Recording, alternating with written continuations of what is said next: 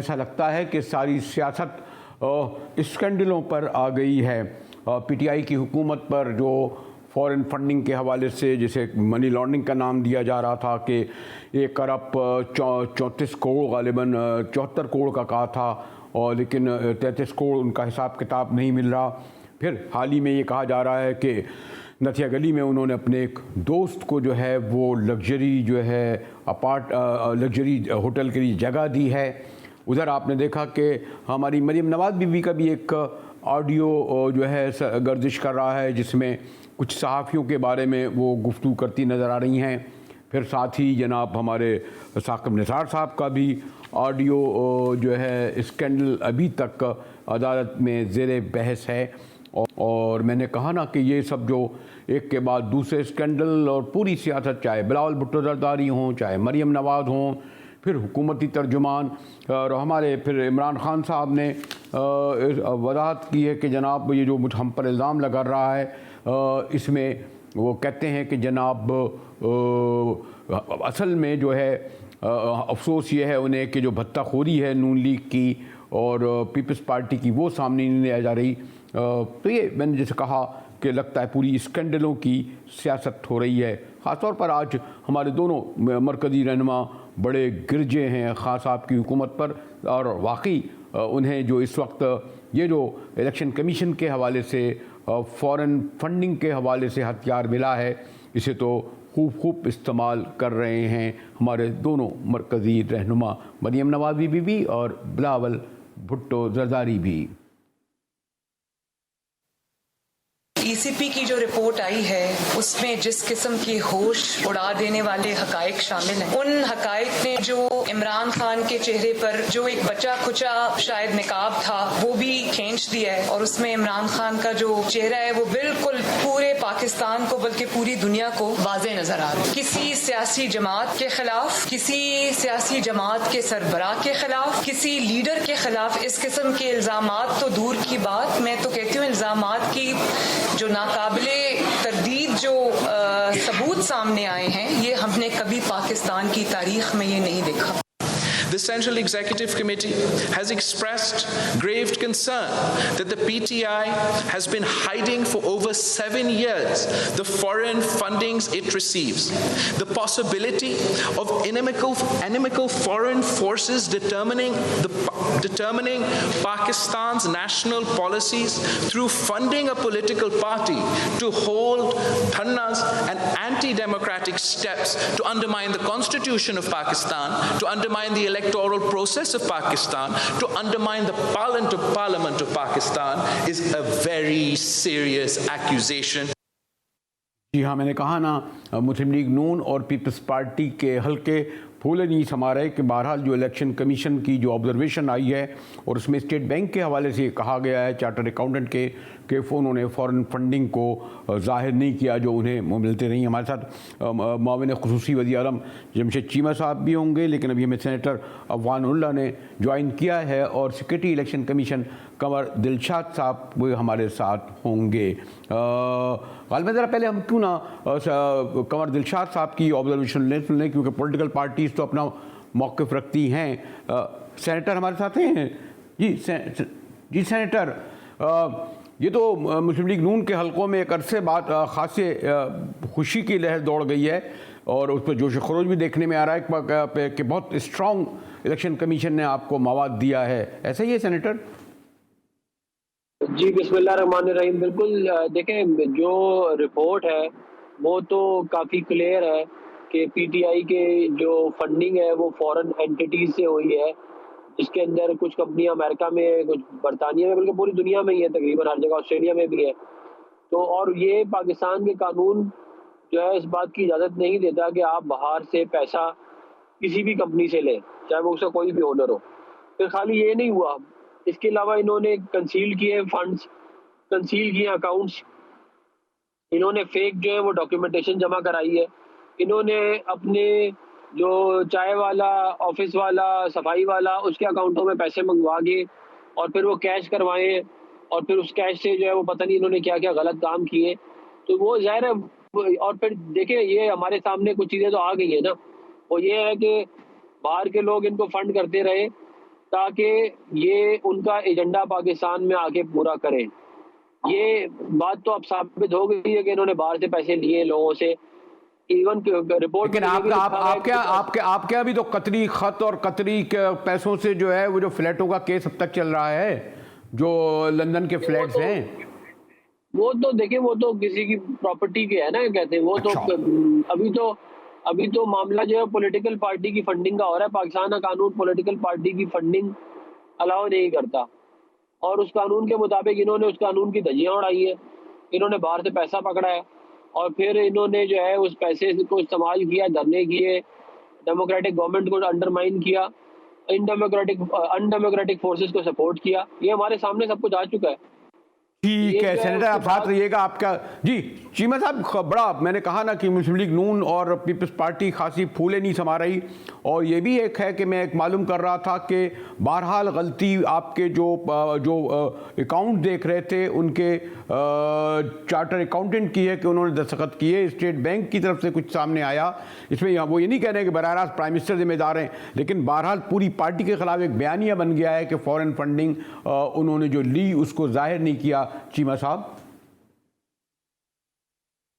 देखें, चाय की प्याली में तूफान है। ये हर 2-3 महीने बाद इनको कोई ऐसी ख्वाब आता है, कोई ऐसा कोई ड्रीम, कोई ऐसी कोई इशारा, ऐसी कोई यू कैन से कि कोई ना कोई ऐसी चीज़ आती है कि जिसकी बुनियाद पे वो 2-3 महीने का हमें टारगेट दे देते हैं कि इससे पहले चले जाएं वरना सो इसी तरह की मैं समझता हूँ ये भी एक चीज़ है।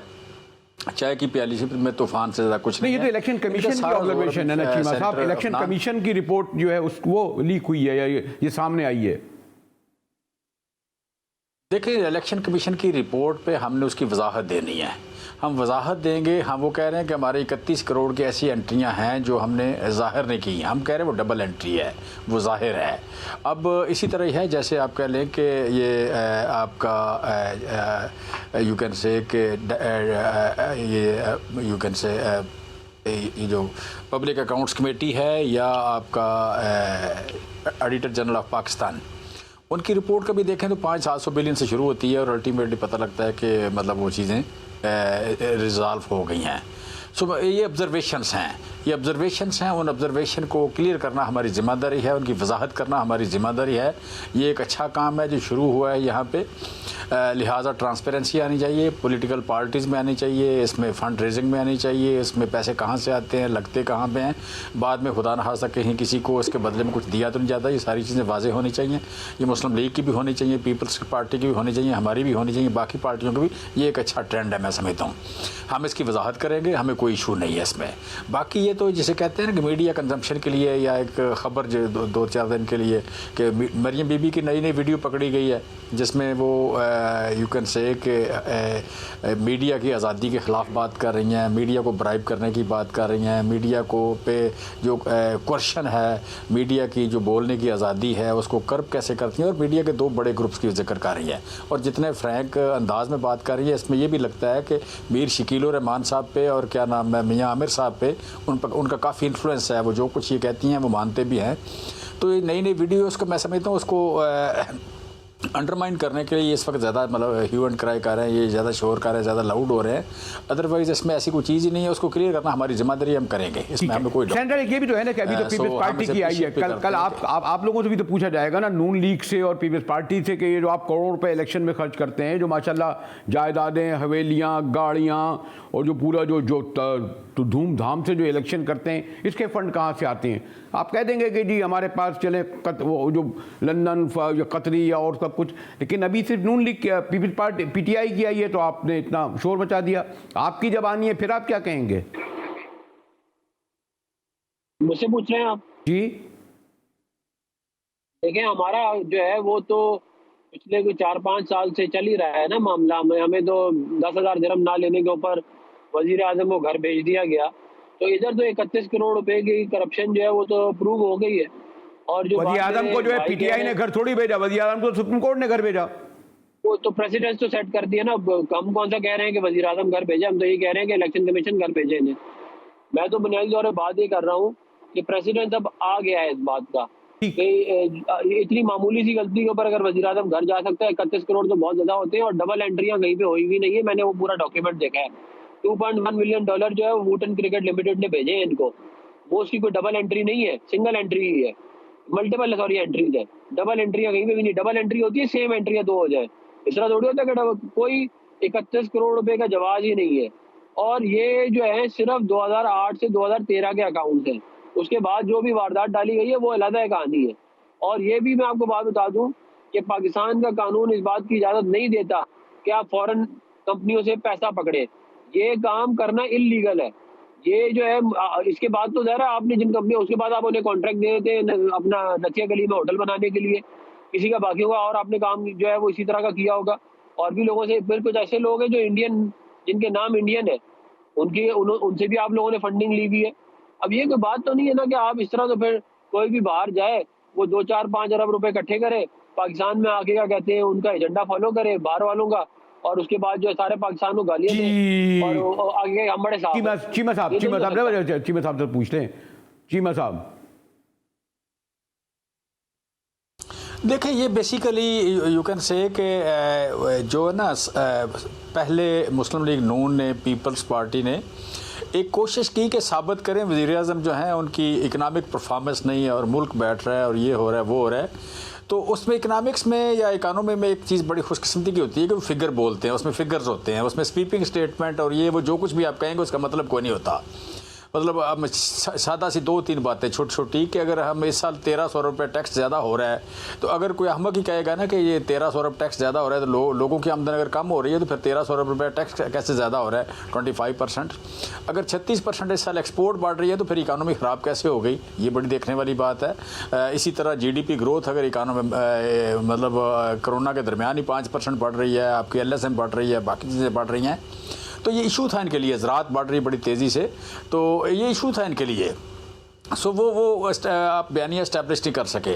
अभी इनका दिल करता है जिस तरह सेनेटर अफनान नाम ले रहे हैं ये कि आपको चपड़ासी का, नौकर का, झाड़ू वाले का वगैरह वगैरह, तो ऐसे लगता है जैसे अपने बारे में बात कर रहे हैं या शायद जरदारी साहब के बारे में बात कर रहे हैं।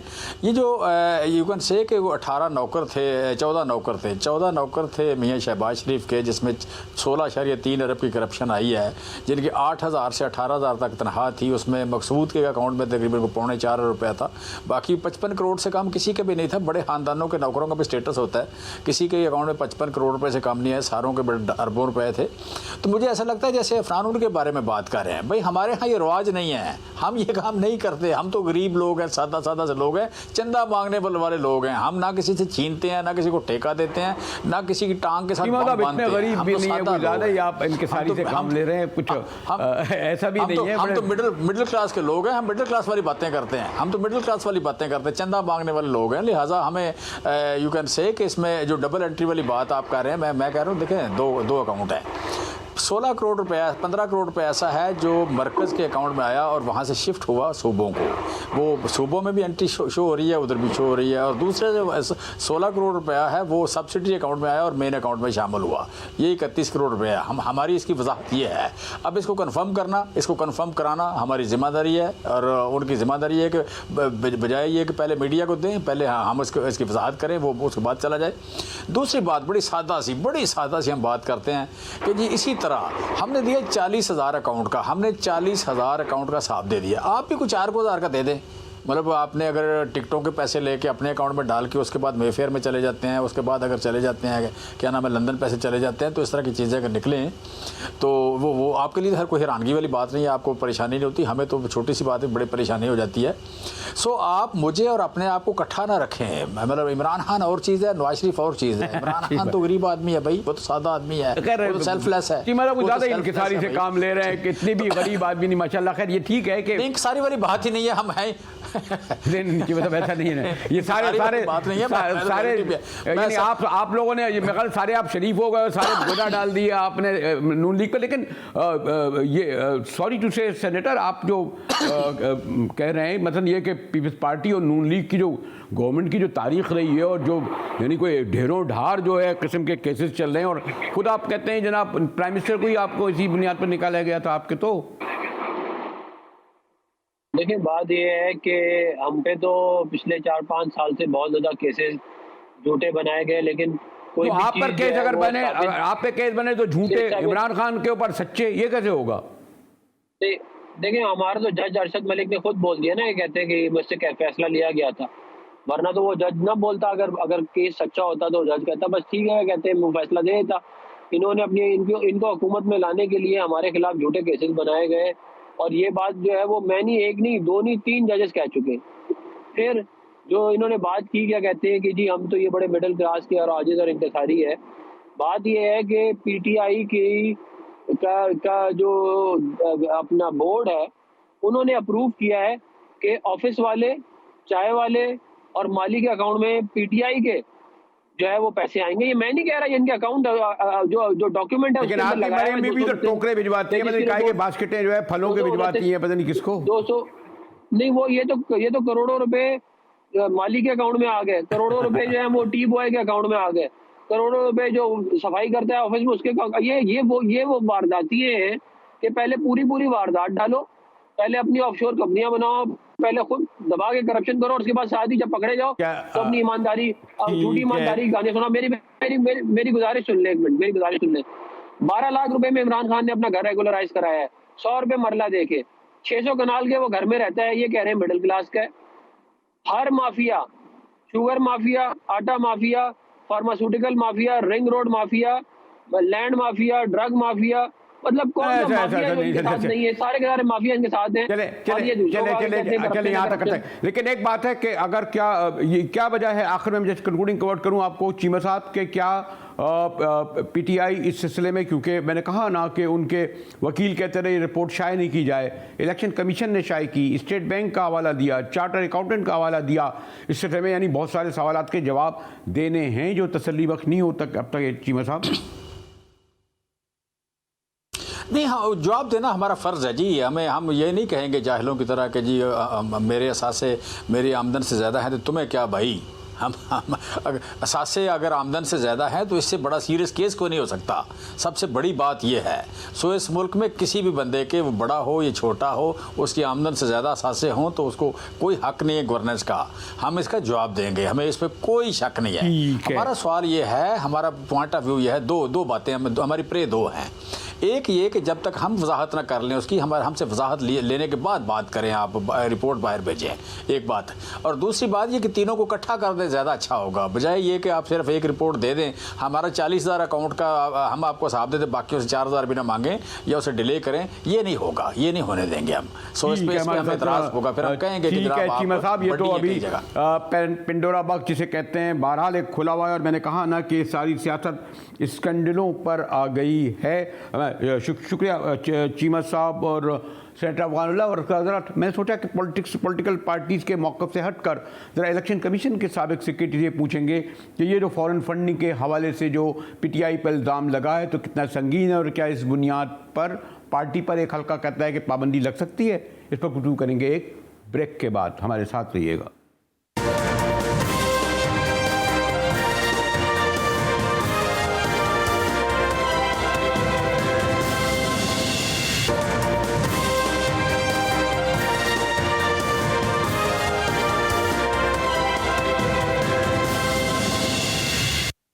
टीवी में एक बार फिर मुजाहिद वेलवी आपको खुशामदीद कहता है। और जिसमें मैंने कहा कि स्कैंडल और इस वक्त जो सबसे बड़ा वो है पीटीआई की हुकूमत, जिस पे कहा जा रहा है कि उसने फॉरेन फंडिंग जो उन्हें मिली उसमें हिसाब किताब नहीं दिया। हमारे साथ साबिक़ secretary election commission Kanwar Dilshad साहब हैं।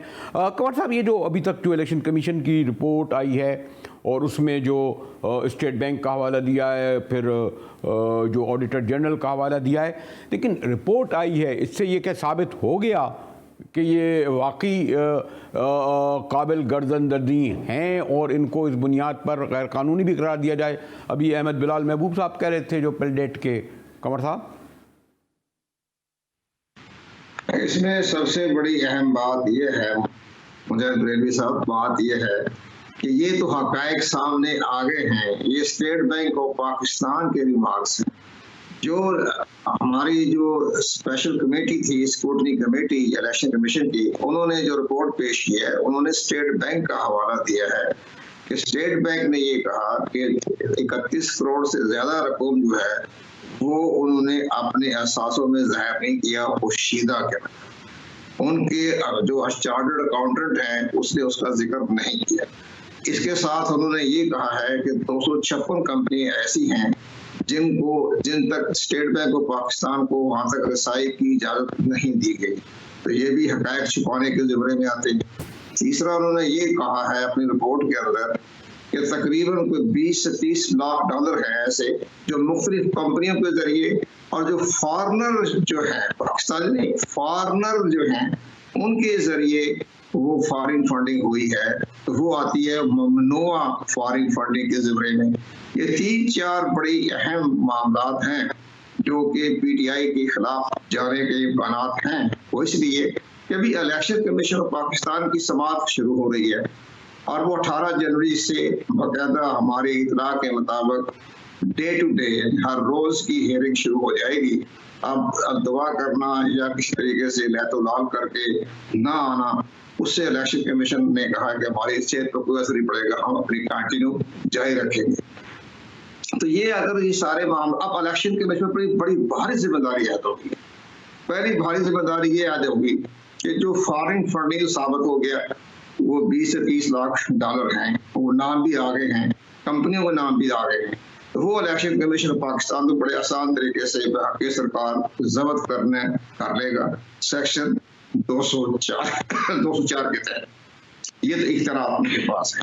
अब आ जाता है सबसे बड़ा जिस पर हमारी जो गवर्नमेंट के जो तर्जमान है उनकी ध्यान नहीं जा रहा, वो अपने सारे तवज्जो अपोजिशन पर लेके जा रहे थे, उनका भी हिसाब किताब चेक करें, उनका हिसाब किताब भी चेक कमर साहब जो आप कह रहे हैं कि जो इन्होंने फंड छुपाए, क्या इसकी बुनियाद पर, अगर मैंने पहले भी सवाल किया था बिलाल महबूब साहब से, पार्टी को गैर कानूनी करार दिया सकता है फॉरेन फंडिंग की बुनियाद पर?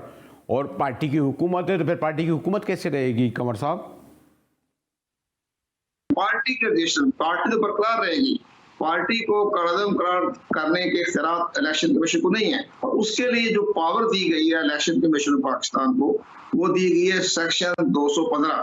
उसमें लिखा हुआ है कि अगर कोई पार्टी के जो असासे जो हैं वो मुस्तरद हो जाते हैं या ममनुआ जो फंडिंग है वो जब्त हो जाते हैं और वो सेक्शन 210 के म्यार पे पूरे नहीं उतरते, 209 का जिक्र भी है, 204 का भी जिक्र है, इनके म्यार के मुताबिक पूरे नहीं उतरते, तो फिर इलेक्शन कमीशन ऑफ पाकिस्तान ज़ाब्ते की कार्रवाई करके उस पार्टी का सिंबल वापस दे सकता है। उसके लिए बाकायदा तरीकाकार है, शो कानून जारी किया जाएगा और बाकायदा हेयरिंग होगी।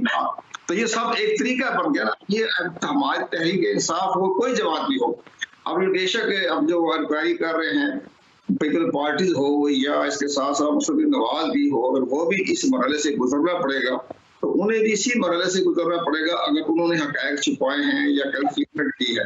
लेकिन यहाँ तो सब मुजाहिद बरेलवी साहब ये है कि इग्नोर नहीं कर रहे, ये इलेक्शन कमीशन नहीं कह रहा, ये स्क्रूटनी कमेटी नहीं कह रही, ये स्क्रूटनी कमेटी का जो मेंबर है स्टेट बैंक ऑफ पाकिस्तान की तरफ से है उनका कहना है ये। और उसके अंदर 2 आदमी बड़े इंपॉर्टेंट है स्क्रूटनी कमेटी का भी है, शामिल है, वो है ऑडिटर जनरल पाकिस्तान के 2 इंतहाई सीनियर ऑडिट ऑफिसर जो उन्होंने इलेक्शन कमीशन की मामलत की। इसी तरह अकाउंटेंट जनरल पाकिस्तान की मामलत की। ये सारा एक बाकायदा टेक्निकल ग्रुप था। टेक्निकल मामलत हासिल करने के बाद ये रिपोर्ट सामने आ गई। अब इलेक्शन कमीशन ऑफ पाकिस्तान ने इसको बाकायदा हेयरिंग करके दोनों पार्टियों को सुनेंगे, जिसमें कि खबर शाह ने तो 15 दिन का टाइम मांगा, तो दे दिया 15 दिन, हमें 11 जवाब देना है, तो वो 18 जनवरी से शुरू हो जाएगा। बाकी लेकिन कंवर साहब, ये जो खाली पीटीआई को जो है इलेक्शन कमीशन की तरफ से उनकी ये रिपोर्ट आना और उसमें नून लीग या पीपल्स पार्टी का ना आना, क्या ये कुछ, सॉरी टू से, मैं बिल्कुल समझता हूँ कि इलेक्शन कमीशन गैर जानिबदार है, लेकिन एक परसेप्शन आया और इसी बुनियाद पर पीटीआई की क़यादत और तर्जमान ये कह रहे हैं कि उनके भी साथ साथ जारी किए जाने चाहिए थे। कंवर साहब, इसमें बात यह है कि बात दुरुस्त कह रहे हैं आप, उसमें यह है कि तहरीक इंसाफ ने शुरू दिन से ही इसकी मिस हैंडलिंग किया। जिस वक्त इलेक्शन कमीशन में केस अपर बाबर ने दाखिल कराया 14 नवंबर 2014 को, उसके 3-4 महीने के बाद जो कार्रवाई हुई, उन्होंने पहले तो बड़ा लाइटली लिया, कोई कुछ भी नहीं, इलेक्शन कमीशन के इख्तियारात ही नहीं है।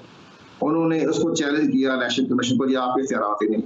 वो 6 महीने तो उसमें बहस होती रही इलेक्शन कमीशन के इख्तियारात के ऊपर। जब इलेक्शन कमीशन पाकिस्तान ने साबित कर दिया उस टाइम के चीफ इलेक्शन कमीशन सरदार रजा, तो उन्होंने साबित कर दिया कि जनाब ये हमारे पास इख्तियारात हैं। उस टाइम होता था पॉलिटिकल पार्टी आर्डर 2002, उन्होंने रूल दिखाया, उसका रूल है 2, उस 2 में दिखाया कि देखें जी हमारे पास छानबीन करने के मुकम्मल इख्तियारात है, जब तक हम मुतमईन नहीं हो जाते हम उस पार्टी की रजिस्ट्रेशन को कबूल नहीं करते और बाकायदा अल्तवा में रहेगा। तो अभी तक तो हम इसमें छानबीन कर रहे हैं। तो इस पर उन्होंने हाई कोर्ट में मुकदमा दायर कर दिया। वो 3 साल मुकदमा चलता रहा इस्लामाबाद हाई कोर्ट में और सारी कार्रवाई मुअत्तल हो गई, सस्पेंड हो गई। 3 साल के बाद इस्लामाबाद हाई कोर्ट ने फैसला दिया कि नहीं जी इलेक्शन कमीशन के इख्तियारात हैं। फिर वो सुप्रीम कोर्ट चले गए। सुप्रीम कोर्ट ऑफ पाकिस्तान ने फैसला दिया कि नहीं जी आप इस पर स्क्रूटनी कमेटी बना दें। तो फिर ये मार्च 2018 में इस पर एक स्क्रूटनी बन गई। तो ये सारे सिलसिले होते रहे, मामले चलते रहे। फिर स्क्रूटनी कमेटी को भी उन्होंने इस्लामाबाद हाई कोर्ट में चैलेंज करते रहे, वो भी उसका जवाब देते रहे। तो इसलिए मैं कह रहा हूँ कि ये हाई कोर्ट की स्टे पर करते 7 साल गुजर गए। अब जो मुस्लिम लीग नवाज का है या पीपल पार्टी का है, तो इन्होंने तो अभी तक किसी हाई कोर्ट से इलेक्शन कमीशन कमर दिलशाद साहब का ये कहना था कि ये शुक्रिया कमर दिलशाद साहब, जैसा कि उनका कहना है कि असल तो ये जो इलेक्शन ऑडिटर्स हैं उन्होंने और कुछ उनके जो है प्राइम मिनिस्टर के जो ऑडिटर हैं उनकी बहुत बड़ी इसमें गलती है कि जिन्होंने साइन भी किया और एक्सेप्ट भी किया। और ब्रेक के बाद आएंगे तो गुफ्तगू करेंगे। कोरोना की 5वीं लहर ने एक बार फिर ज़ोर पकड़ लिया है और अक्टूबर के बाद गालिबन पहली बार 1000 से ज़्यादा केस 24 घंटे के अंदर हुए हैं। इस पर गुफ्तगू करेंगे एक ब्रेक के बाद, हमारे साथ रहिएगा।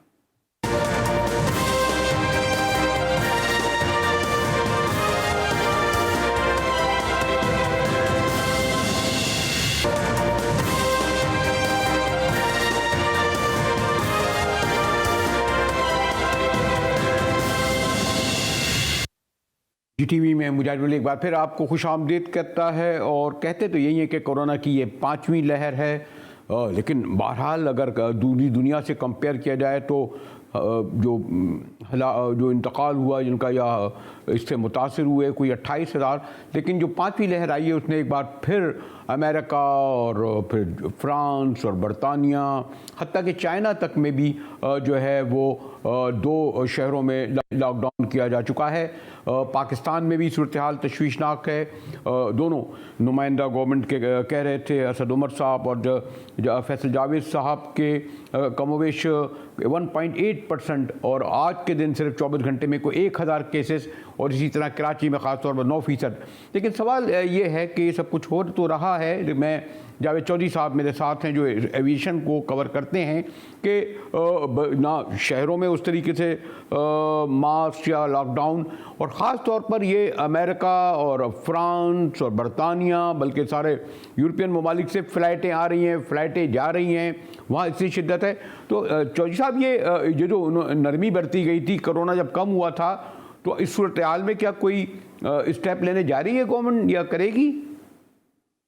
जी मुजाहिद साहब, जैसा कि आपने नाज़रीन को आगाह किया कि पूरी दुनिया में भरपूर लहर एक दफा फिर ओमिक्रॉन की शिद्दत में आ रही है और पाकिस्तान में कोरोना की शिद्दत जो है और उसकी परसेंटेज कम होने की बिना पर एनसीओसी की हदायत पर सिविल एविएशन अथॉरिटी ने बाकायदा तौर पर 2 हदायतनामे जारी किए, जिसके मुताबिक पहले हदायतनामे में अंदरूनी मुल्क के परवाजों पर जो लाजमी शर्त एयरलाइंस पर लागू की गई कि वो हर थोड़ी देर के बाद मुसाफिरों को सैनिटाइजर देंगे वो इस्तेमाल के लिए, वो पाबंदी खत्म करके, और कहा गया है कि सैनिटाइजर की पाबंदी अगर चाहे तो मुहैया करें, बदसूरत दीगर सैनिटाइज करवाने की जरूरत नहीं है। जबकि दूसरी जानिब जो है वो कैटेगरी बी और सी, जिसमें वो सीरियस परसेंटेज के हामिल ममालिक जैसे बरतानिया, साउथ अफ्रीका और दीगर ममालिक थे, वहाँ से आने वाले मुसाफिरों पर मुकम्मल पाबंदी आई थी और मुसाफिरों को पाकिस्तान आमद के लिए और वफाकी हुकूमत से बाकायदा तौर पर इजाजत तलब करनी पड़ती थी। ताहम आज से 5 जनवरी से एक हदायतनामा जारी किया गया था सिविल एविएशन, जिसके मुताबिक आज 5 जनवरी से उस बी और सी कैटेगरी ममालिक से आने वाले मुसाफिरों के लिए पाबंदियां खत्म कर दी गई थी।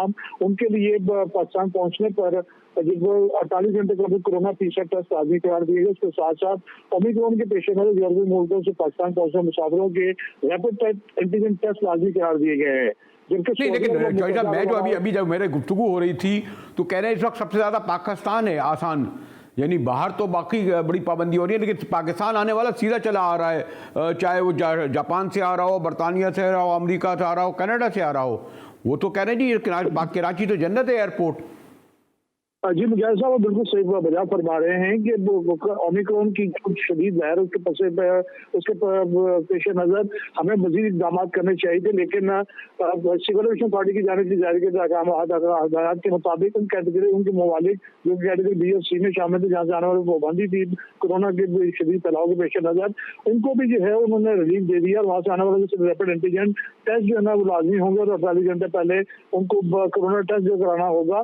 तो उसके तनाजुर में तो जिस तरह की हमें अपने सेफ्टी प्रिकॉशंस करनी चाहिए, उसके तनाजुर में तो लगता है चौधरी साहब कह रहे थे कि हमें इक़दाम उठाने चाहिए, लेकिन अब तक जो एविएशन के अथॉरिटी रखते हैं उनका कहना यह है कि बिल्कुल वाकई कराची जैसे एयरपोर्ट, जैसे मैंने कहा कि वो तो जन्नत बना हुआ है मुसाफिरों के लिए। हाँ, दूसरे मुल्क में जा रहे हैं तो कितनी मुश्किलात पेश आ रही हैं। इसी के साथ ही GTV से मुजाहिद बरेलवी को इजाज़त दीजिए।